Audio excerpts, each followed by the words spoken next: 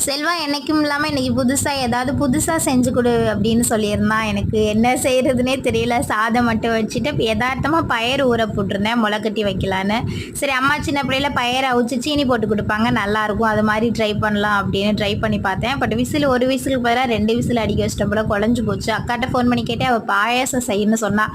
But செல்வாக்கு ரொம்பவே time ஆயிடுச்சா, சும்மா சீனி போட்டு பரட்டி வச்சாச்சு. பட் நல்லா தான் இருந்தது. அதை ஒரு பாக்ஸில் கட்டிட்டு செல்வாக்கு மதியத்துக்கு சாதம் வச்சு கருவாடு கல்லணி மாதிரி ட்ரை பண்ணியிருந்தேன். அதுவும் நல்லா தான் இருந்தது. செல்வாவும் எந்திரிச்சு கிளம்ப ஸ்டார்ட் பண்ணிட்டாங்க. ஹாய் நந்துக்குட்டி, ஆசிகா, மகா, ஸ்வேதா, சுகன்யா, சந்தியா, வசந்தகுமார், முத்துலட்சுமி, பிரனிஷ், அப்புறம் சுபாஷினி, எல்லா அண்ணமாரு அக்காமாருக்கும் வெரி குட் மார்னிங். கண்டினியூவாக வீடியோ பாருங்கள். செல்வாவும் எந்திரிச்சிட்டு அப்படியே சாப்பிட்டுட்டு ஃப்ரெஷ் ஆகிட்டு கிளம்பிட்டாங்க. செல்வாவை அனுப்பி வச்சுட்டு நமக்கு கொஞ்சம் ட்ரெஸ் இருந்தது, அதை மட்டும் துவைச்சி போட்டுட்டா வேலை முடிஞ்சிருச்சு. வீடியோ பிடிச்சிருந்தா லைக் பண்ணுங்கள். பாய்.